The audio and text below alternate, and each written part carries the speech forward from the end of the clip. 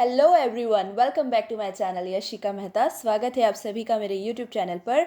And yes, I am here with a new video that is part 2 of connectors. And guys, I request you, if you had not seen the previous part of connectors, that is part 1, then go and watch that video first, then we will move to this video. Understood? So let's get started. In this video we will going to talk about the remaining connectors जो बच गए थे पिछले video में, वो हम इस video से कवर करने वाले हैं। अंडरस्टूड? तो सबसे पहले हम बात करते हैं बट की। Use to express contrast, exclusion and restriction. मतलब जब भी आपको कोई विपरीत चीज़ बतानी हो, कोई रिस्ट्रिक्शन मतलब प्रतिबंध बताना हो, या कोई कारण बताना हो कि मैं आ तो सकता हूँ लेकिन ये प्रॉब्लम है, तो वहाँ पर हम बट का यूज़ करते हैं। एग्जाम्पल देखिए, we can trace the ancestors of the horse back to millions of years, but it is impossible to say who tamed the horse. यहाँ पर हमने किसका यूज़ किया है? बट का।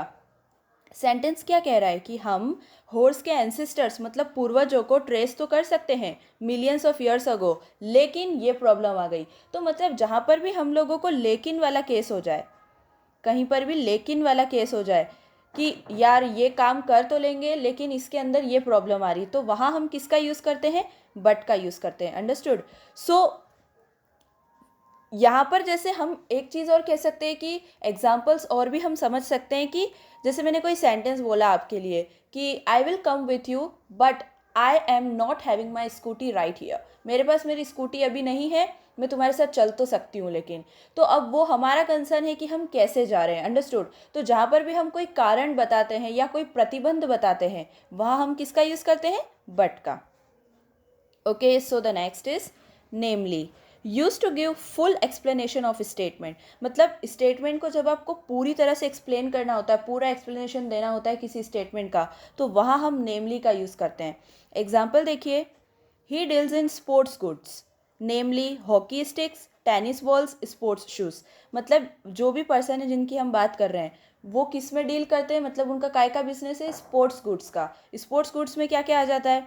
Hockey sticks, tennis balls, sports shoes. तो जहाँ पर आपको आपकी चीज़ों का वर्णन करना होता है कि मेरे पास ये चीज़ें हैं, तो वहाँ पर हम नेमली का यूज़ करते हैं। Understood?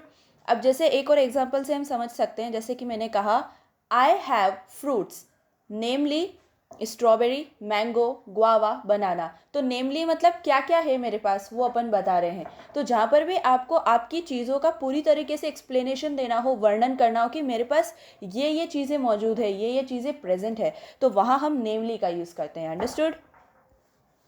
Okay, so the next is as and than. Use to compare the action और state in the main clause. हमेशा याद रखना कि देन का और एस का यूज़ हम कंपैरिजन के लिए करते हैं। अंडरस्टूड? जैसे कि मैंने यहाँ लिखा है he can not run as fast as PT Usha. ये पीटी उषा जैसा इतने फास्ट नहीं दौड़ सकते हैं। मतलब हम क्या कर रहे हैं यहाँ पर? कंपैरिजन कर रहे हैं। तो कंपैरिजन के लिए हमेशा हमको एस का यूज़ करना होता है।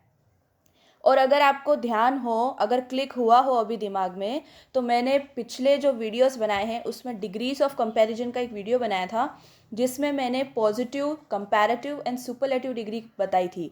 क्या बताया था मैंने वहाँ पर? किसी भी सेंटेंस में अगर एस आ रहा है ना, तो वहाँ हम डिग्री कौन सी यूज़ करते हैं? पॉजिटिव डिग्री यूज़ करते हैं कंपैरिजन की। ऐसे यहाँ पर फास्टर क्यों नहीं लिखे मैंने? फास्टर क्यों नहीं लिखा? फास्टर इसलिए नहीं लिखा क्योंकि वो गलत हो जाता। हम यहाँ पर जब एस का यूज़ करते हैं ना, तो एस के साथ हमेशा हम एडजेक्टिव की कौन सी डिग्री का यूज़ करते हैं? पॉजिटिव डिग्री का। इसीलिए मैंने यहाँ पर फास्ट लिखा है। अंडरस्टूड? तो अगर आपने सोच रहे हो कि यहाँ आपने फास्टर क्यों नहीं लिखा, तो this is the reason why I had not written faster. Understood?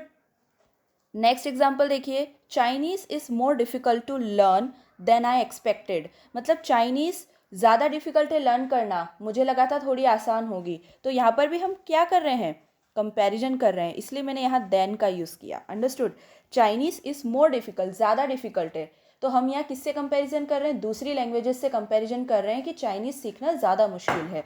अब यहाँ पर एक कॉन्सेप्ट हमें सीखना चाहिए, थोड़ा एक्स्ट्रा बता रही हूँ आपको मैं, ध्यान से देखिए। अब कुछ बच्चों को ये कन्फ्यूजन होता है कि ये जो THAN देन है और एक THEN देन भी होता है, एक THEN होता है और एक THAN होता है, तो हमें कब कौन सा देन यूज़ करना है? बहुत कन्फ्यूजन होता है बच्चों को इससे रिलेटेड कि हमें कब कौन सा देन यूज़ करना है। तो मैं आपको क्लियर कर दूं कि जब भी हमको THAN का यूज़ कर रहे हैं हम लोग, इसका मतलब हम कंपैरिजन कर रहे हैं। कंपैरिजन में हमेशा AN वाला देन लगता है। जैसे कि मैंने आपसे कहा कि she is more beautiful than her, तो यहाँ पर हम THAN लगाएंगे क्योंकि हम कंपैरिजन कर रहे हैं दो लड़कियों का। अगर मैं कोई सिंपल बात कहूँ, जैसे मैंने शुरू में ही बोला था, जब मैंने स्टार्टिंग वीडियो करी थी, वीडियो का स्टार्ट किया था, तभी बोला था, and I request you if you had not seen the previous parts of connectors then go and watch that video. Then वहाँ पर जो मैंने देन यूज़ किया वो THEN वाला था। क्यों? क्योंकि वहाँ मैं एक स्टेटमेंट बोल रही हूँ, ठीक है। तो जहाँ आप सिंपली कोई स्टेटमेंट बोल रहे हैं, कुछ बता रहे हैं, वहाँ आप THEN का यूज़ करते हैं, और जहाँ आप कंपैरिजन कर रहे हो वहाँ आप क्या यूज़ करोगे? THAN। अंडरस्टूड? तो इसके साथ साथ हमने एक नया कॉन्सेप्ट भी सीख लिया आज कि देन और देन का यूज़ कहाँ करना है। सो आई होप गाइस कि आपको वीडियो अच्छे से क्लियर हो गया होगा। एंड प्लीज़ आप वीडियोस देखते जाइए और समझते जाइए कॉन्सेप्ट वाइज, तभी आप इंग्लिश में परफेक्ट हो सकेंगे। अगर आप कॉन्सेप्ट छोड़ेंगे बीच बीच में तो उससे कोई फ़ायदा नहीं होने वाला है। Understood? So please guys do like, share and subscribe to my YouTube channel, and thank you so much for watching this video.